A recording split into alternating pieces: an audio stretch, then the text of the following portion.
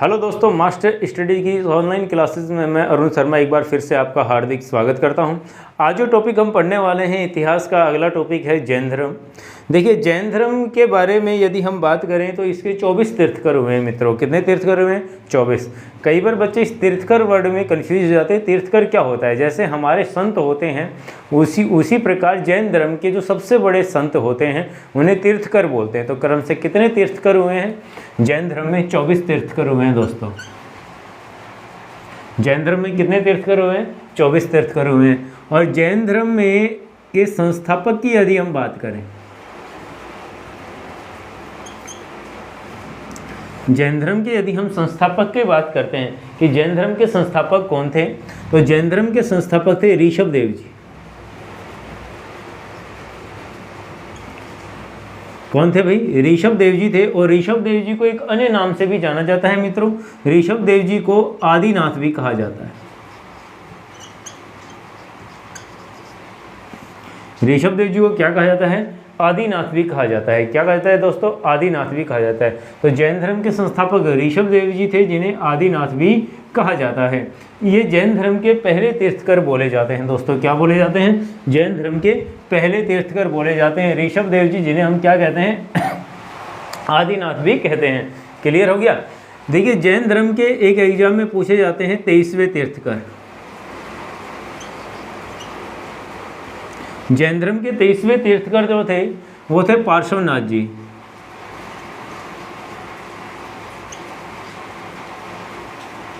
जैन धर्म के 23वें तीर्थकर की यदि हम बात करें वो कौन से थे दोस्तों? पार्श्वनाथ जी थे।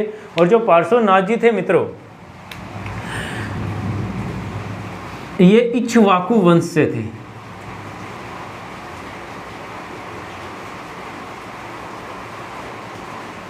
भाई, पार्श्वनाथ जी का कौन सा वंश था?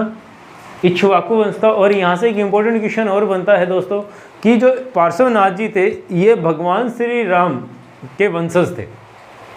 तो आपसे पूछा जाए भगवान श्री राम के वंशज किसे कहा जाता है? पार्श्वनाथ जी को कहा जाता है। किसे कहा जाता है? पार्श्वनाथ जी को। तो ये भगवान श्री राम के वंशज थे।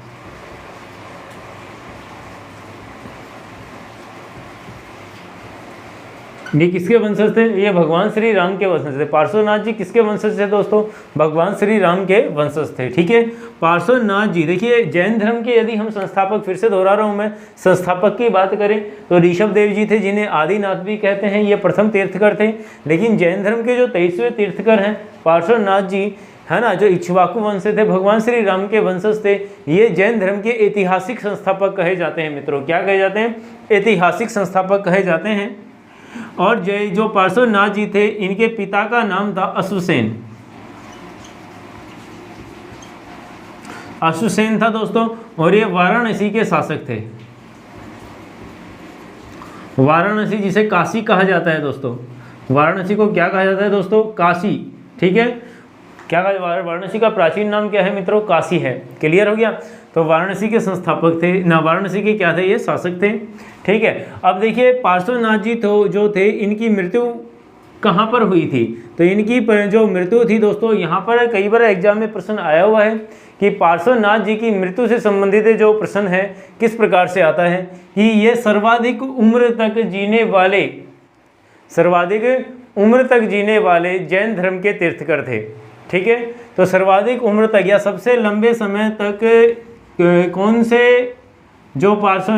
से तीर्थकर थे जिनका जो कार्यकाल रहा या जिनका समय रहा वो कौन से रहे दोस्तों? पार्श्वनाथ जी थे। कौन से थे? पार्श्वनाथ जी। इनकी मृत्यु हुई थी समवेद पर्वत पर। समवेद पर्वत पर पार्श्वनाथ जी की मृत्यु कहाँ पे हुई थी दोस्तों? समवेद पर्वत पर पार्श्वनाथ जी की मृत्यु हुई थी। क्लियर है? अब पार्श्वनाथ जी ने जैन धर्म को 4 शिक्षाएं दी थी दोस्तों। एक तो है सत्य,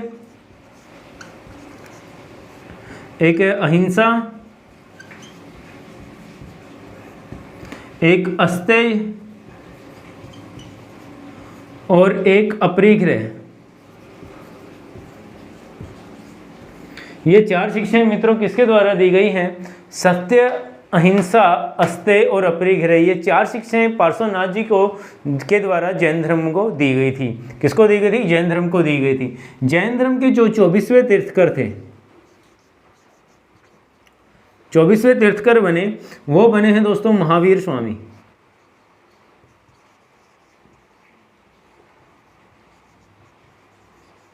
इन्हें जैन धर्म का वास्तविक संस्थापक कहा जाता है मित्रों। देखिए जैन धर्म के संस्थापक कौन थे? ऋषभदेव जी थे, जिन्हें आदिनाथ कहा जाता है। जैन धर्म के ऐतिहासिक संस्थापक कौन थे दोस्तों? पार्श्वनाथ जी थे। और यदि जैन धर्म के वास्तविक संस्थापक की हम बात करते हैं तो 24वें तीर्थकर महावीर स्वामी जी थे। क्लियर हो गया मित्रों? देखिए महावीर स्वामी जी का जन्म हुआ था 540 ईस्वी पूर्व।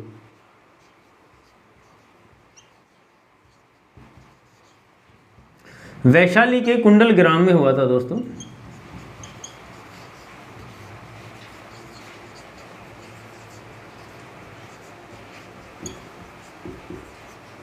540 ईस्वी पूर्व कहाँ हुआ दोस्तों?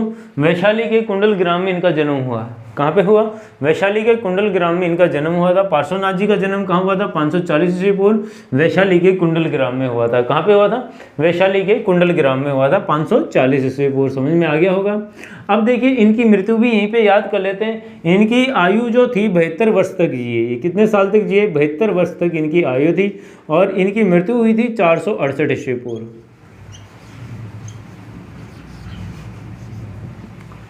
इनकी जो मृत्यु हुई थी वो कब हुई थी? 468 ईस्वी पूर्व हुई थी। कब हुई थी? 468 ईस्वी पूर्व इनकी मृत्यु हुई थी। क्लियर हो गया? इनकी मृत्यु कहाँ पे हुई थी? इनकी मृत्यु हुई थी पावापुरी में।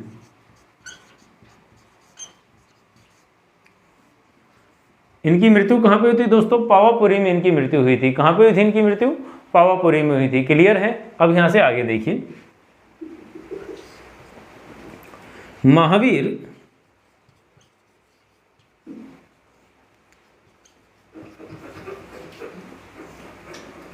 महावीर स्वामी जो हैं, थोड़ा सा यहाँ पे ध्यान दीजिएगा आप।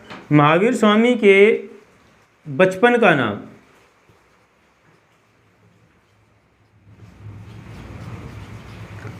महावीर स्वामी के बचपन का नाम क्या था? तो महावीर स्वामी के बचपन का नाम था वर्धमान।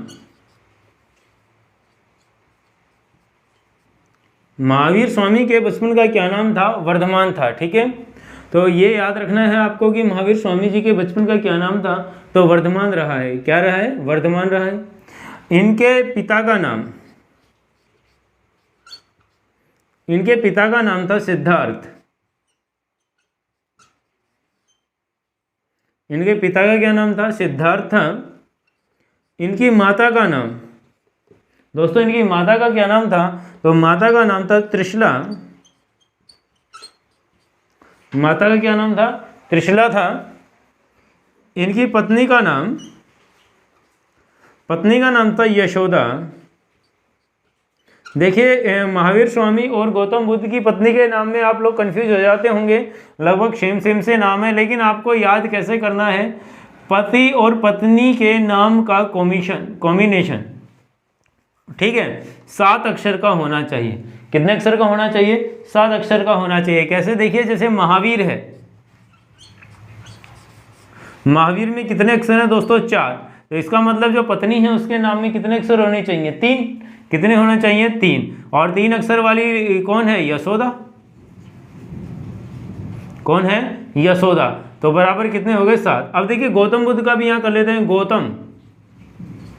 गौतम में कितने हैं? 3। तो पत्नी का नाम कितने अक्षर का हुआ? 4। और इसकी पत्नी का नाम है यशोधरा। क्या नाम है? यशोधरा। देखिए ये नाम लगभग सेम से, इसलिए आप कंफ्यूज हो जाते हो कि कहाँ पे क्या आएगा, है ना। तो महावीर में कितने अक्षर हैं? 4। आपको लॉजिक 7 निकालना है कि दो पति पत्नी के नाम को मिलाकर कुल कितने अंक होते हैं? 7 अंक होते हैं। तो पति के नाम में कितने अक्षर है? महावीर में 4 है। तो पत्नी के नाम में कितने होंगे? 3। कितने होंगे? 3। तो क्या हो गया? यशोदा। अब गौतम में 3 है तो पत्नी के नाम में क्या होंगे? 4 अक्षर, तो यशोधरा। क्लियर हो गया? तो इनकी पत्नी का नाम क्या था? यशोदा।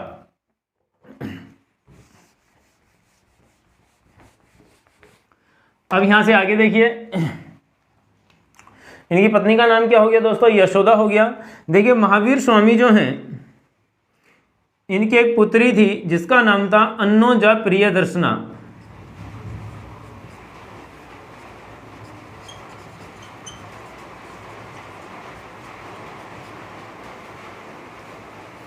क्या नाम था? अन्नोजा प्रियदर्शना नाम था। क्या नाम था भाई? अन्नोजा प्रियदर्शना। महावीर स्वामी की पुत्री का क्या नाम था? अन्नोजा प्रियदर्शना। और इनके दामाद का नाम था जमाली। इनके दामाद का क्या नाम था? जमाली। और एक इनके बड़ा भाई था, उनका नाम था नंदीवर्धन।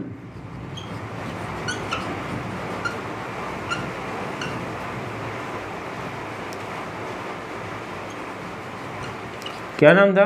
इनके बड़े भाई का क्या नाम था? नंदीवर्धन नाम था। क्लियर हो गया?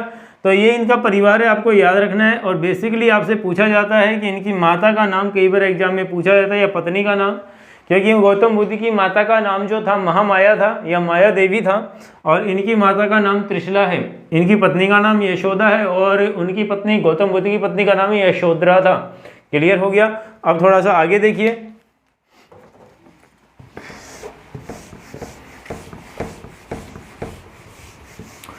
देखिए यहाँ पर गौर करने की बात यह कि महावीर स्वामी का जन्म 540 ईस्वी पूर्व हुआ था, और इन्होंने अपने माता पिता की मृत्यु के पश्चात, ठीक है, अपने माता पिता की मृत्यु के पश्चात 30 वर्ष की आयु में गृह त्याग किया। तो महावीर स्वामी ने कितने वर्ष की आयु में गृह त्याग किया? 30 वर्ष की आयु में गृह त्याग किया था दोस्तों। यदि इसका सन निकालना हो तो कैसे निकालेंगे? 540 माइनस 30 अर्थात 510 ईस्वी पूर्व, 510 ईस्वी पूर्व महावीर स्वामी ने गृह त्याग किया था। कब किया था? 510 ईस्वी पूर्व महावीर स्वामी ने क्या किया था? गृह त्याग कर दिया था मित्रों। क्लियर हो गया? अब आगे देखिए, यहां से हम आगे बढ़ते हैं। अब इन्होंने कितने वर्ष बाद? 30 वर्ष बाद गृह त्याग किया। गृह त्याग के 12 वर्ष पश्चात, 12 वर्ष बाद अर्थात कितने वर्ष की आयु में? 42 वर्ष की आयु में इन्हें ज्ञान की प्राप्ति हुई। 42 वर्ष की आयु में इन्हें किसकी प्राप्ति हुई? ज्ञान की प्राप्ति हुई दोस्तों। किसकी प्राप्ति हुई? ज्ञान की प्राप्ति हुई। अर्थात इनको ज्ञान की प्राप्ति कब हुई? तो वही 540 ले लेते हैं। 540 ईस्वी पूर्व माइनस 42 बराबर कितना आएगा? 498 ईस्वी पूर्व इन्हें किसकी प्राप्ति हुई? 498 ईस्वी पूर्व इन्हें ज्ञान की प्राप्ति हुई थी। क्लियर है? देखिए इनका सबसे बड़ा प्रतिद्वंदी भी पूछा जाए तो इनका दामाद जमाली था, और ज्ञान प्राप्ति के पश्चात इनका पहला शिष्य जो बना वो भी कौन बना? जमाली बना। अब देखिए दोस्तों थोड़ा सा आगे बढ़ते हैं।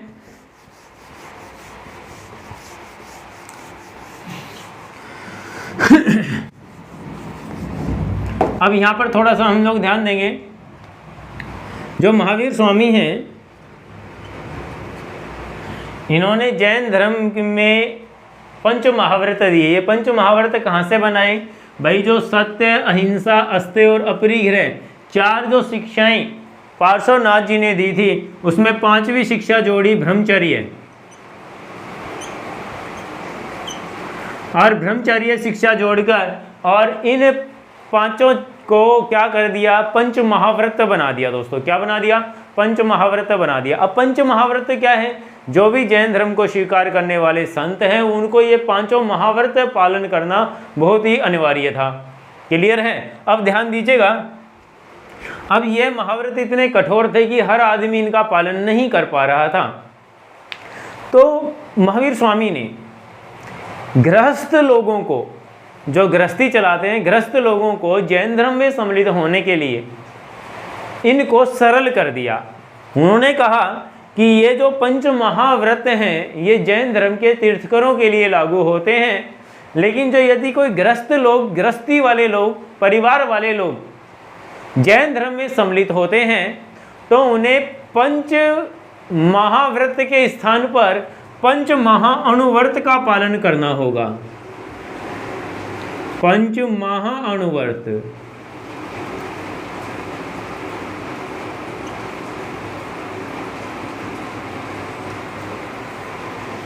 किसका पालन करना होगा दोस्तों? पंच महाअणुव्रत का पालन करना होगा। किसका पालन करना होगा बोलिए? पंच महाअणुव्रत का पालन करना होगा। तो बात समझ में आ गई? यहाँ तक क्लियर है? किसका पालन करना होगा? पंच महाअणुव्रत का पालन करना होगा। कोई कंफ्यूजन नहीं है। देखिए पंच महाअणुव्रत मैं बना देता हूँ। नंबर 1 पे है सत्यानुव्रत,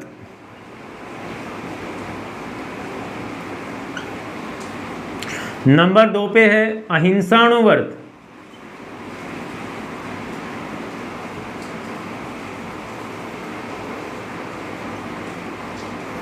नंबर 3 पे है अस्तेयानो व्रत।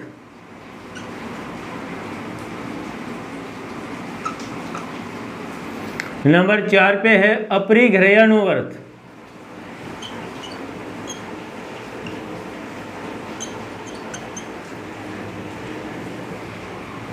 और नंबर 5 पे है ब्रह्मचर्याणु व्रत।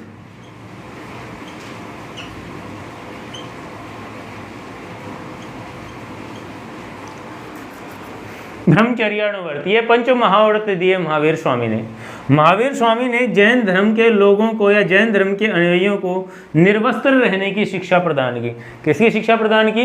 निर्वस्त्र रहने की। तो किस संत ने जैन धर्म के जो अनुयायी थे उनको निर्वस्त्र रहने की शिक्षा प्रदान की? महावीर स्वामी ने प्रदान की। क्लियर है? अब देखिए, महावीर स्वामी को ज्ञान प्राप्ति ऋजुपालिका नदी तट पर हुई थी दोस्तों। कहाँ पे हुई थी? ऋजुपालिका नदी तट पर। ऋजुपालिका नदी तट पर हुई थी, साल के वृक्ष के नीचे। साल के वृक्ष को सालमली वृक्ष भी कहा जाता है। साल के वृक्ष को सालमली वृक्ष भी कहा जाता है। क्या कहा जाता है मित्रों? सालमली वृक्ष भी कहा जाता है। तो यहां तक आपको समझ में आ गया होगा। कुछ बातें और हम कर लेते हैं इससे रिलेटेड जो बहुत ही इंपॉर्टेंट है आप लोगों के लिए। देखिए, जैन धर्म के जैन साहित्य को क्या कहा जाता है? जहां पर जैन धर्म की हमें जानकारी मिलती है तो जैन साहित्य को क्या कहा जाता है? दोस्तों, जैन साहित्य की बात हो रही है। जैन साहित्य को कहा जाता है आगम या अंग।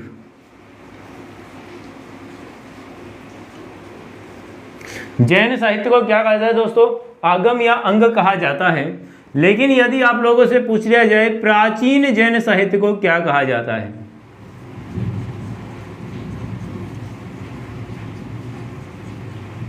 तो प्राचीन जैन साहित्य को पूर्व कहा जाता है दोस्तों। क्या कहा जाता है?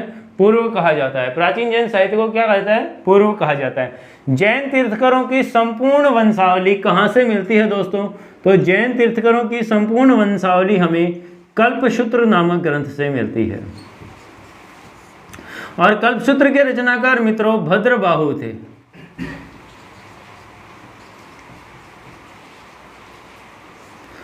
कल्पसूत्र के रचनाकार कौन है मित्रों? भद्रबाहु हैं। कल्पसूत्र के रचनाकार कौन है? भद्रबाहु। क्लियर हो गया? अब हम आगे बढ़ते हैं, थोड़ा सा ध्यान दीजिएगा। देखिए, कालांतर में जैन धर्म 2 शाखाओं में विभाजित हुआ। एक शाखा बनी श्वेतांबर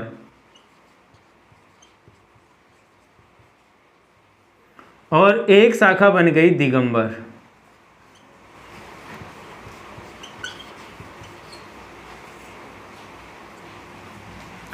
जो श्वेतांबर शाखा थी, श्वेतांबर शाखा के लोग कैसे वस्त्र धारण करते थे? सफेद वस्त्र धारण करते थे।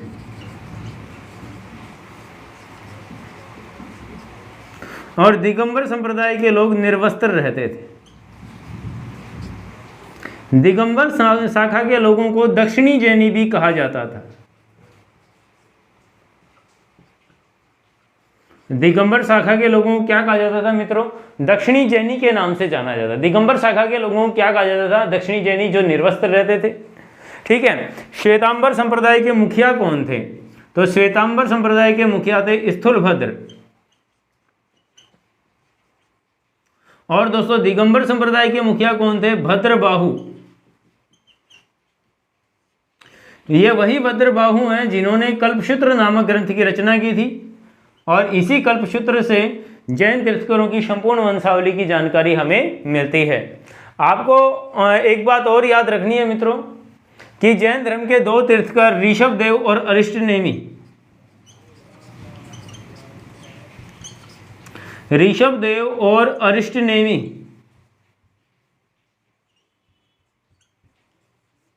अरिष्टनेमि का जिक्र ऋग्वेद में मिलता है।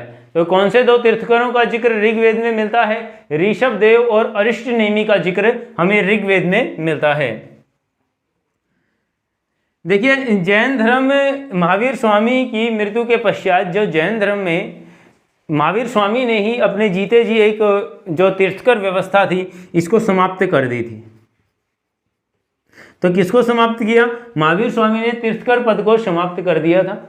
और महावीर स्वामी की मृत्यु के पश्चात जो अंतिम थेरा जो बचा, गंधर्व जो बचा, वो आर्य सुधर्मा था।